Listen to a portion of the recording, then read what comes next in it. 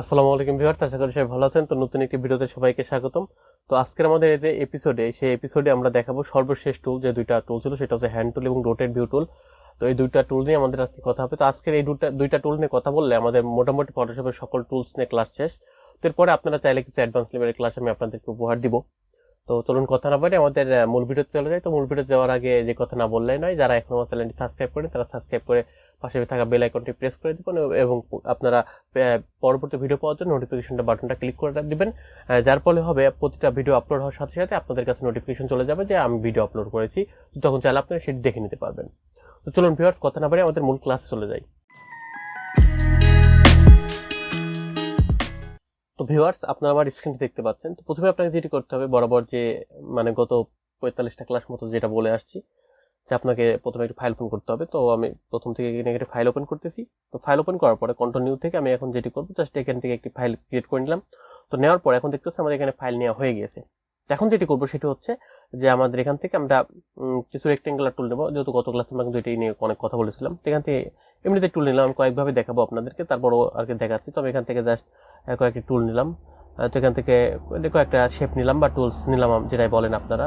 তো এখান থেকে আমি কয়েকটি শেপ বা টুলস নিলাম। তো নেওয়ার পরে এখন দেখতে পাচ্ছেন যে আমাদের, বা মনে করেন যে আমাদের এখানে এটা আছে। তো এখন মনে করেন যে আমাদের এটা অনেক কোনো কারণে আমি এটা অনেক জুম করেছি, এটা অনেক জুম করে ফেলেছি। তো এখন আমি মনে করেন এটা জুম করে ফেলেছি, বা আমাদের এটা জুম করতে হয়েছে কাজ করার জন্য, বা পেন টুলের কাজের ক্ষেত্রে জুম করতে হয়েছে। তো এখন আমি যদি জুম আউট করি, দেখতে পাচ্ছি আমি যদি এখন জুম আউট করি, তাহলে অল্টার প্রেস করে জুম আউট করে ফেললাম। কিন্তু এখন বিষয়টা হচ্ছে কি জানেন, বিষয়টা হচ্ছে যে মনে করেন সাপোজ আমি জুম করলাম, এখানে জুম করলাম, এখন মনে করেন জুম করলাম আমরা এই সার্কেলে। তো সার্কেলে আমরা মনে করেন কাজ করলাম। সাপোজ আমি যদি আপনাদেরকে দেখাই, যে এখানে আমি লিখলাম যে এটা সার্কেল। তো আমি এখন এটাতে লিখে দিচ্ছি, আপনাদের বোঝাতে সুবিধা হবে। তো আমি এখানে লিখে দিলাম যে সার্কেল। তো এখান থেকে কালো কালারটা করে দিই। তো আমি এখান থেকে জাস্ট এটার সার্কেল করে দিলাম, এটা কালো কালার করে দিচ্ছি এখান থেকে। তো এটা আমি সার্কেল লিখে দিলাম। তো লিখে দেওয়ার পরে আমাদের যে উপরে এইটা আছে, আমাদের এইটার কাজ করতে হবে। তো এখন যদি আমি আপনাদেরকে দেখাই, তো মনে করেন সাপোজ আমাদেরকে হচ্ছে এখান থেকে আমাদের এই, আমি তো আপনার মাউসের যে পয়েন্ট আছে, পয়েন্টার দিয়ে আমি কিন্তু এখানে স্ক্রল বার দিয়ে আমি উপর নিচ করতে পারছি। উপর নিচ কিন্তু আমি ইজিলি করতে পারছি, কিন্তু আমি কিন্তু ডানে বামে যেতে পারছি না। তো আমি যদি ডানে বামে যেতে চাই, তাহলে আমাদের যেটি করতে হবে সেটা হচ্ছে স্পেস বার প্রেস করতে হবে, বা এখান থেকে যে আমাদের যে অপশন আছে যে হ্যান্ড টুল, এই হ্যান্ড টুলটা সিলেক্ট করতে হবে। হ্যান্ড টুলটা সিলেক্ট করলে আপনি কিন্তু এভাবে আপনার এটাকে কিন্তু মুভ করতে পারবেন, বা আপনি কিন্তু এখান থেকে ইজিলি এটা কাজ করতে পারবেন।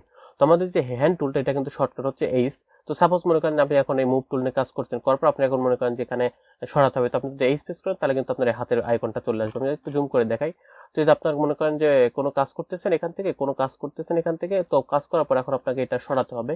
তো আপনি যদি জাস্ট এইচে প্রেস করেন, তাহলে কিন্তু এটা আপনার হ্যান্ড টুলও চলে আসছে, বা হ্যান্ড বার চলে আসছে। তো আপনি যদি আরেকভাবে দেখায়, তো আমি যদি কন্ট্রোল প্রেস করি, ওখান থেকে জাস্ট আমি একটি ফাইল নিয়ে নেই। তো এখান থেকে একটি ফাইল নিয়ে নিলাম। তো ফাইল নিয়ে নেওয়ার পর এখন দেখতে পাচ্ছেন আমাদের কিন্তু এখান থেকে হ্যান্ড টুল, বা এখান থেকে আমি এখান থেকে বিভিন্ন রকমের কাজ করতে পারবো এখান থেকে। তো এখন যদি মনে করেন আমাদের হ্যান্ড টুলটা প্রয়োজন হয়, তো আমি জাস্ট খালি এই প্রেস করলে আমাদের কিন্তু হ্যান্ড টুলটা চলে আসছে। আমি এই হ্যান্ড টুলটা কিন্তু এটা ইজিলি মুভ করতে পারবো। তো ভিউয়ার্স, এটা গেল একটা বিষয় যে হ্যান্ড টুল কিভাবে আপনি নেবেন বা ব্যবহার করবেন।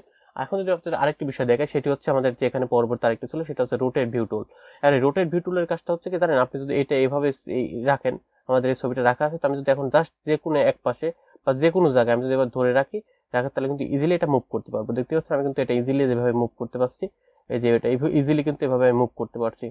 তো এটা ইজিলি মুভ করতে পারছি কি, রোটেট করতে পারছি এক কথায়। আমি বিভিন্ন অ্যাঙ্গেল থেকে এটা কিন্তু রোটেট করতে পারছি। এবং এখানে দেখতে পাচ্ছেন আমাদের কিন্তু এখানে কম্পাস দিয়ে হচ্ছে, কম্পাস দিয়ে কিন্তু আমি এটা সোজা রাখতে পারবো বা বাঁকা করতে পারবো। ইজিলি আমি এটা কিন্তু সেট করতে পারবো আমাদের বিভিন্ন অ্যাঙ্গেল থেকে। তো আমি কিন্তু চাইলে এটা ইজিলি এখান থেকে সোজা বাঁকা করতে পারবো, বা বিভিন্ন আমি ডিগ্রিতে নিয়ে আসতে পারবো। তো ভিউয়ার্স, এই ছিল হচ্ছে আপনার এখান থেকে এই রোটেট টুল, যে রোটেট টুলতে আপনি কি কাজ করতে পারবেন বা কিভাবে কাজ করতে পারবেন। তো ভিউয়ার্স, এই ছিল হচ্ছে আজকে আমাদের টুলস নিয়ে সর্বশেষ ক্লাস। তো আশা করি আমি আপনাদেরকে সম্পূর্ণ বোঝাতে পেরেছি এই টুল সম্পর্কিত। তো তারপরে আপনাদের যদি কোনো টুল বা কোনো স্পেসিফিক বিষয় নিয়ে আপনাদের কোনো অজানা থাকে বা কোনো প্রশ্ন থাকে, তাহলে কিন্তু আপনারা ফিল ফ্রি আমাকে মেসেজ করবেন অথবা কমেন্ট করবেন। আপনারা হয়তো অবগত আছেন অলরেডি, আমি প্রতিটা আপনাদের কমেন্টের উত্তর দিই। তো আপনাদের যে কোনো ইনকোয়ারি কিন্তু আপনাকে করতে পারেন। শুধু যে Photoshop related, Microsoft Excel Word PowerPoint related আপনারা যে করবেন তা কিন্তু না। আমাদের আরেকটি চ্যানেল আছে, সেটা হচ্ছে লার্ন উইথ আলামিন, আপনারা যেমনটা জানেন বা দেখে আসছেন। তো আপনারা কিন্তু এই ডেসক্রিপশনে আপনার আমার আরেকটি চ্যানেলের লিঙ্ক পেয়ে যাবেন। আপনারা চাইলে সেই চ্যানেলটি ভিজিট করতে পারেন। আমার চ্যানেলে কিন্তু সেই লিঙ্ক করা আছে, আপনারা চাইলে সেই চ্যানেলটা ভিজিট করতে পারেন। সেখানে অনেকগুলো ভিডিও আপলোড করা আছে, যেগুলো আপনার হয়তো অনেক প্রয়োজন হবে।